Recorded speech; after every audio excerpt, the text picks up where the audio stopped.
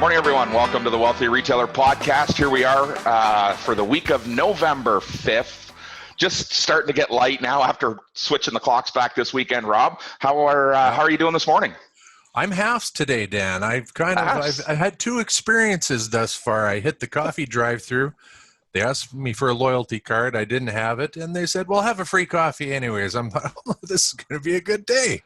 Wow. I get to the studio. I get out. I got some stuff to carry. I put the coffee on top of my car. I open one door, and boom, the coffee drops. My free coffee sprayed all over the parking lot. So that's awesome. I'll get over that, and I'll try and stick my thoughts around it's free coffee day, and it's going to be a good day. Is it commonplace for coffee shops to, load up on the free coffee card or the loyalty card? Is that a new thing? Is it revisited? What's going on? Yeah, they threw me off. I went to pay and asked for the card. No, sorry, don't have it. And I don't know if there was the car in front of me that they forgot to give the free coffee to, but I'll take it. I'm not gonna lie. Nice. Would have enjoyed drinking that free coffee. I'm not going to lie, Dan. I think drinking it would have been a bonus for the day. But okay, enough about my free coffee. We got some headlines to talk about this week, Dan. Yeah. So what's going on this week? We've got. I like this. Are there some opportunities for retailers in the face of, fortunately, a lot of department store challenges? But what might come of that? Love this headline. Retail's dead, but no one told these guys. No one told these home brands, and they missed the memo on that front. And we've talked about it lots, and we'll keep talking about it. It's a great opportunity for retailers to try new opportunities, new locations. The pop-up test drive, great little story there. Going for the win. It's important that you're always going for the win, and Dan's going to share some thoughts from his 12 steps there. And the mech sale, legally, all that jazz, closed the sale this past week, and so it's been a big story for a while, and we'll keep chatting on that front, and you can give us your nickel of where the state of that is. Speaking of state, let's head to what town are we in? Illinois, Edwardsville, I think, for our next story from the riverbender.com. That's a great handle. I like that one. Talks about a new boutique opening, and a line in there that really jumped out for me, Dan, I quite enjoyed, was that this gal was hoping to carry brands that people normally see at Nordstrom's or Macy's, so they don't always feel like they have to go to the mall, and that's the position she's taken. You took a look at this story. What were your thoughts? Well, first, I had to be, all transparency, had no idea where Edwardsville was. I just, when I read the headline from you, I thought, yeah, this sounds like Winchesterton Fieldville, Mr. Deeds. Thanks very much on that one. Can you say that one again for me? Winchesterton Fieldville. That's impressive. That's from the movie Deeds. I can't Mr. say Deeds. Mr. Deeds. You've got to have seen Mr. Deeds. Handle? Yeah, it's an Adam Sandler flick. Yeah, we're Adam Sandler fans around here. So we've polarized our listening audience right off the hop. Without doubt, there's the half that absolutely loves Sandler, and the half that just is this guy's off his rocker. I don't want to listen to this anymore. Yeah. All right. So here, listen, Edwardsville, little town northeast of St. Louis, and this story, is going to be replicated over and over and over again in the next 18 to 24 months as people, these closet entrepreneurs, and I don't mean to say that, this entrepreneur, retail entrepreneur, Tammy Carlson is her name, is a closet entrepreneur, but kind of she was. And she's come out of the proverbial closet into entrepreneurialism or entrepreneurship in realizing her dream. And she's taking this leap of faith towards what every closet entrepreneur dreams about. Opening their own store, being their own boss, living their own dream. And certainly she, is quoted as saying, I'm hoping to carry brands that people see at places like Nordstrom's and Macy's so they don't feel like they've got to go to the mall. Well, in this case, it might mean getting in the car and driving to the mall. And our city's much the same. Yes, we have a little mall here in St. Albert, but we're also, the neighbor to the, biggest mall in the world, West Edmonton Mall. And so this independent retail store, Loverly Clothing and Textiles. You got to give her a shout out. I love this. I love this brand. I loved the story. I went and checked her out on Facebook and Instagram. And although she's a bit slow to the punch on social, I think I was looking at stuff this morning that was from October 30th. So retailers, take note. Posting 4 or 5 days ago doesn't cut it. Every single day, multiple times a day, you need to be talking to your audience. Yeah. But more about this.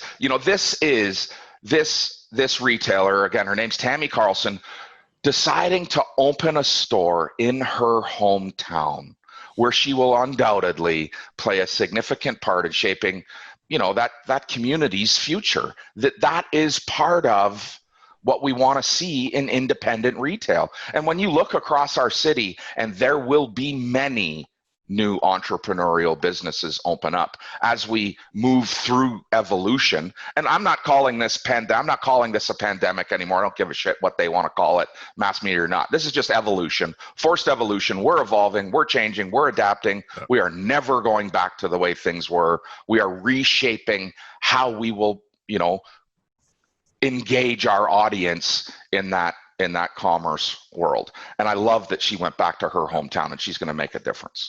Good on her. And they shared a bit of her path to get there. And would you say, Dan, that we're probably going to see a lot of that too, as you say, like more of the big companies are really being disrupted. But here's a lady who, she worked for Bath and Body, Nine West. She took it to college. She built this pretty experienced path, and now she's taking all that experience.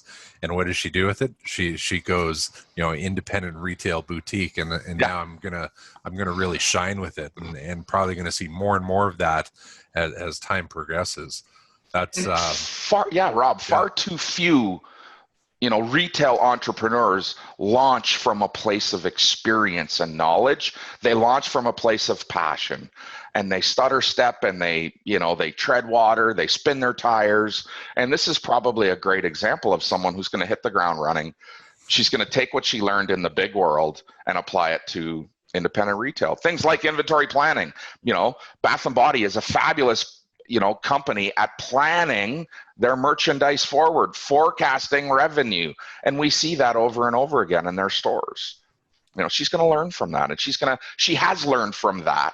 And that is probably going to put her 3 steps ahead of the next boutique that opens from a place of, young, passion-driven action. Yep. Love it. Right on. Okay, let's take that and segue into our next story, where we laughed at the headline, "The retail's dead, but no one told these home brands." And it talks about this brick and mortar store, the Shade Store, which actually was originally founded as an e-commerce company. So that's interesting to see. And they go on to say that you probably are not going to find anyone more bullish on brick and mortar than these folks. They've hit on this new formula. It's based around saturating key markets with small service-oriented stores. Most are in around that 1,000 square feet in high-end neighborhoods, and they're betting big on this strategy. So what are your thoughts when you read this story, Dan? Oh, Rob, this speaks wealthy retail. Small and nimble was sort of a breakout inside this article. Small and nimble. This is defined in the wealthy retailer's mantra. In our core values, L is for lean. Lean in presentation, lean in inventory, lean in everything we do, lean in expense, lean giving us the ability to be nimble. You've heard me say this before. Nimble enough to dip, dive, dodge, and duck. You've got to be nimble. And these guys are saying, hey, we are going to be nimble. And the Shade Store, their shops are small and based around service, not product. And we've talked about this before. We have 2 legs to stand on and 3 pillars to choose from. Those 3 pillars are product, service, and price. Product, service, price. Am I going to focus on product and price? Yeah, then I'm going to open a huge product-ridden store. If I'm going to focus on service, I scale back on the size of my structure, my infrastructure, my presentation, and deliver better service. That's what these guys are focused on. And Home Goods erroneously continues to deliver, massive showroom spaces, massive marketplaces, showcasing millions of dollars worth of product. And it takes a lot of fire a lot of wood to keep that fire burning. And these guys are going to end up with probably 110 stores, as we get through the next 6 months. 110 boutiques in communities across North America, from what started, as you said, as an e-com business. And it's a bit ironic that, in fact, the motivation to open a brick and mortar store came from giving consumers the reassurance that they're real. Too many people are out there trying to make a dime in the e-com world, in the online world, without really investing in any infrastructure, in planning inventory, in planning demand, or forecasting what their demand is, and thinking that they can simply capture an audience by putting an ad on Facebook. You and I both know how much challenge is presented when we live in that world. Here we have, we started, the kids have started this brand, launched this brand in 2020 at the absolute worst time, to run pop-ups and retail.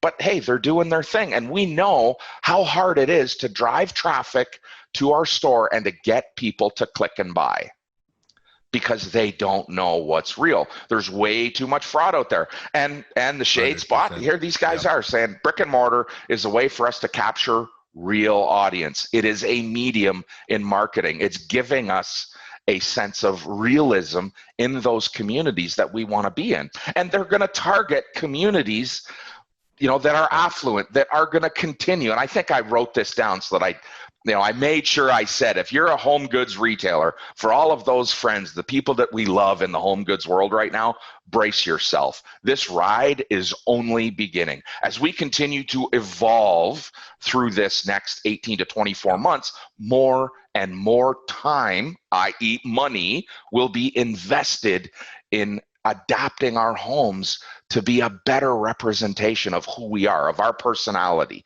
It'll be less about the car in the driveway and more about the lives that we live inside, including work, play, and celebration. And that really, we as home goods retailers, we need to recognize that we're trugging up the roller coaster. We're on the early adoption side of this right now. What we've seen in the last 6 or 8 months will pale in comparison to the business we're going to see in the next 18 months as people adapt and evolve to what evolution is bringing for us, this forced evolution.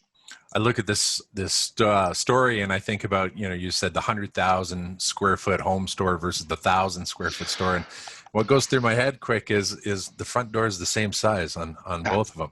And do you want 100 front doors or just one? And this new opportunity, I'll take those 100 front doors because it gives me the opportunity to tap into all these new markets that, the old way of it doesn't have to be your warehouse in the exact same spot there. Right. It doesn't. And, for these guys, they're in that window covering world. And we see stores around us that have invested in beautiful showrooms, not overly large, not overscale. I come from this world.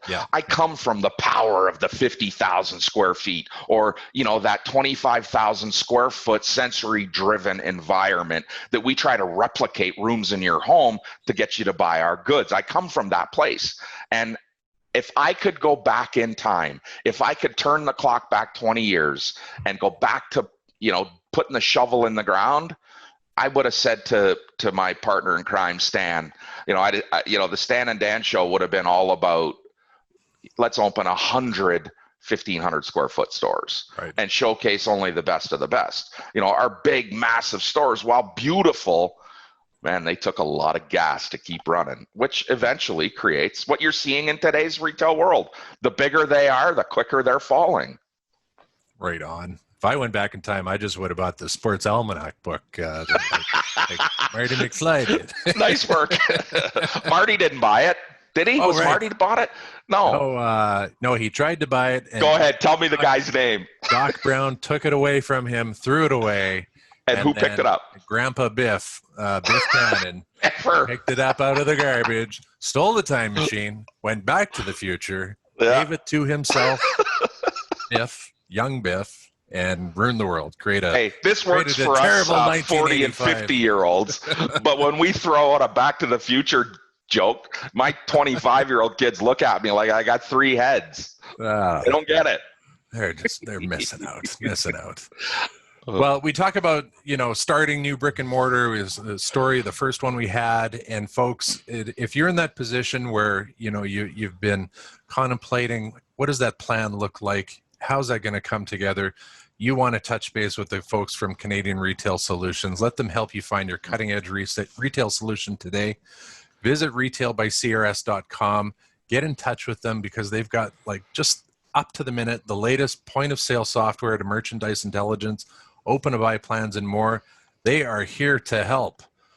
Okay, let's take her for a test drive. Should we, Dan? A little pop-up story here coming out of Wilkes Bar. They talk about a pop-up market. And this particular one, they zeroed in on one line, and I thought where they're taking a little bit of an extra focus to those retailers who have been, obviously hit hard more by COVID, that trying to really give them a new way to expand their operation to get into this pop-up market. You love it, I know you do, but let's hear more about it. I do love it. I said, yes, love the pop-up. And what this pop-up is doing, what these cats have done, is given opportunity to the aspiring retail entrepreneur. It's a way to kick off, test your proof of concept, refine product and process before signing a long-term lease in a community.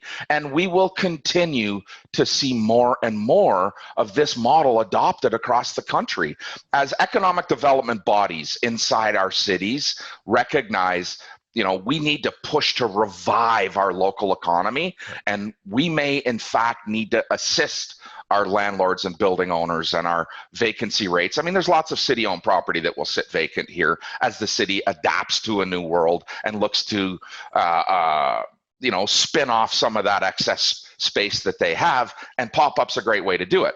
And this message is really, for the landlord and the building owner. It's time to roll your sleeves up, take your goddamn hands out of your pockets. Man, get to work filling your current or pending vacancies. Give this opportunity to some budding entrepreneur that will pay you a percentage of revenue rather than that building sit empty. Too many of our landlords, and put my hand up first and foremost to say, hey, I'm one of those guys. I want the easy money. I want somebody to sign a 5 or 10-year lease in my space that I don't have to think about it anymore. I never had to do anything before, right? Right, exactly. Right. Why should I have to do it now? But this strategy needs to be adopted in strip centers and malls and vacant buildings. The only thing holding back a new budding entrepreneur is this risk that signing a 5-year lease creates. And you know what? Let's get them as much opportunity as we can. Hey, come on in and try a 3-month pop-up. In this instance, they're creating a holiday pop-up market, and I love that. Calling all retailers, we're going to host this pop-up market. We're going to give you the infrastructure to come in and put yourself to work selling your wares, whatever that is. Yep. And we need to do more of that. And, shout out to the guys at West Ed. They tried this a couple of years ago to do this sort of small, tiny footprint pop-up, but that was in a time when malls were running rampant with traffic. This is not about maybe converting your mall to temporary space, but perhaps more strip centers and, street-facing opportunities, condos and buildings that we can push this pop-up idea forward. And I want to run a pop-up. I mean, that our whole strategy with the men's company was to go to pop-up before we ever went to retail, to a retail location. And that's what retail entrepreneurs need. They need that kickoff, which is a pop-up. And I think too, the narrative of supporting the local retailers is more powerful than ever. So it's handing them something that they can shout from the rooftop that, hey, we're doing everything we can to help local retailers. Oh, by the way, we want your feet to walk in this mall. And so we're giving people, one more reason to, okay, maybe we should go. It's not the giant mall. It's the giant mall with a whole bunch of, local retailers. We can make a difference in there. And I think you're going to see this come listen, we all believe, maybe we don't all believe. Some of us believe that the Bay is destined for closure, that the Bay has run its course. Its century-long experience is over, or it's pending. And if it doesn't adapt very quickly, it'll be gone. And we saw in the last couple of weeks, the Bay has created now a real estate division to demise their bigger stores and to add smaller footprint stores. And this may be one of those examples where they're going to give perhaps new brands a shot, in that former high trafficked space. And we want to see more and more of this. And if you're looking to do any kind of pop-up, you got to follow Stephen Brooks, the pop-up expert. Go search him out on LinkedIn, Instagram, Facebook. This is a guy that knows his shit when it comes to pop-ups. And if I've got a question about pop-up, that's the first person I'm calling. Yep. Tell me, Dan, in your world on the POS side, what type of conversations are you having with your retailers when it comes time to setting up what is a temporary POS system? So we're floating this idea of subscription point of sale in front of them, coming up with a cloud-based, cost-effective solution that's robust enough to give us analytics. At the end of the day, I can't sell someone, or the team can't sell someone, a point of sale system that is just a cash register. We're not in that business, and we'll leave that to, Cash Register Express and those guys that are experts in selling cash registers. That's not us. We want to sell better retail businesses, and that comes from analytics. So we're delivering a subscription-based point of sale system that is very, very cost effective, maybe less than $100 a month to manage that inventory and experience and give us an open enough API that we can connect loyalty and e-com and everything else to it that we may want to. But in the pop-up world, I just want to be able to walk into a store, into a space, plug in and play. And that's what we're delivering to that, budding entrepreneur today. And not just budding. We're going back to some of the antiquated server-based systems and saying, you don't need to spend that kind of money right now on your point of sale system. But you also can't sacrifice the intelligence that's contained within data. And so it's got to be robust enough to give me good metrics, good data back out that I can then steer my business appropriately. Yep. And cloud is certainly, in this pop-up world, is the way to go. Something that's simple to run. Right on. Okay, thanks for sharing that. We talk about this almost every time, but it's great to reinforce some of these messages. And you've got some great videos on your website, Dan, talking about different steps to retail wealth. From one particular video, the 12 steps to retail wealth, you talk about going for the win. So why don't you explain that a little bit more for us? Yeah, we just kind of put a little fun spin on this. And of course, I'm a bit of a sports guy, so it was all about going for the win. What do I need to do to go for a win? But what we really mean in the idea of obtaining retail wealth or becoming this wealthy, winning, and energized, admired, lean, tenacious, and happy environment, it's about creating a win-win environment for you and your partner. And I have to say, there's not enough of us out there that are making our own goods. We need good partnerships. The independent retailer is why Patagonia is what it is today. It's why Canada Goose is one of the most revered outdoor products in the world. It's because of the independent retailer. And this going for the win is about you establishing a win-win relationship with your partner, your vendor, right. And not shitting on them all the time, but picking up the phone and working together to drive business forward. And in this go for the win, it's about pulling that partner closer to you, not pushing them away. Too many of us, far, far too many of us, blame our vendors for our mistakes, our buying mistake, our merchandising mistakes, our overzealousness. We blame the goddamn vendor, and it's not their fault. We hold the pen. We sign on that dotted line. We make the commitment to sell that product. And we go into these engagements, these buying opportunities completely unprepared and buy purely on emotion, no objectivity. I get revved up and I buy like crazy. And hey, put my hand up. I'm that guy. Yep. This guy. buys way too much, overexcited, overzealous when it comes to buying. But that comes from a place of not being well prepared. And going for the win means that you're better prepared. You have established your desired key performance indicators, your turn, your margin, your cash flow, your sell through. All of these metrics are tied together and shared with your vendor to say, hey, this is the expectation. Do you agree? Yeah. We're all on the same page. Okay, now let's execute and measure consistently. If you're not having a conversation every single week is excess, every month with your vendor, something is wrong. Today, maybe it is more of a weekly conversation. We're seeing significant supply chain challenge. We're seeing stores today that cannot fulfill their buying requirements. And that's because they don't have good relationships. Not just because they don't have, but the stronger your relationship in a challenged time, the more likely that vendor is to step up with you instead of you completely ignoring their phone calls, crapping all over them, complaining about their product. It's not their fault. They're just trying to do their job. Right. It's your responsibility to be a great buyer. And obviously, you've seen a tremendous enough of this that you can boldly say, like, look, just show a little vulnerability, talk to them about, get out of a position of fear and get into, like, look, this is what's going on. I'm angry. I'm sad. I'm, all these emotions. Yep. And more times than not, people will, well, it's not my fault. So what's the closest thing to blame in it? But right. If you go down that different path, would you say, watch and behold what happens when they want to be part of the solution? Because guess what? You're no good dead to them, right? No. So they want you to survive. No. And you know what?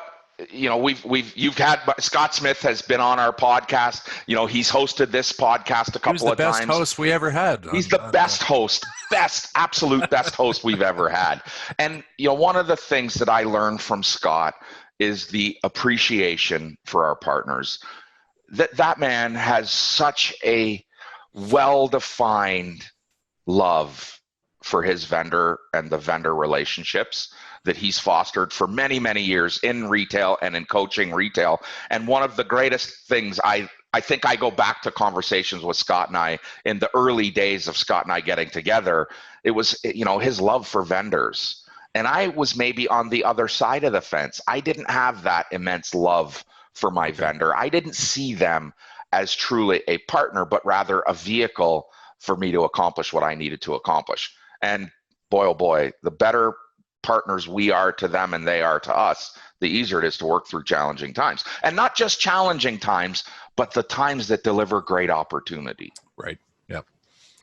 Awesome. Thanks for sharing that. That was great. Really, really appreciated those thoughts. And I don't care what business you're in. I think that's something you can take that and just, reflect on that for a moment and look at those partners within your business and what can I do to, better work with them? Because right. Eventually you'll be able to leverage that into many better things to help you grow.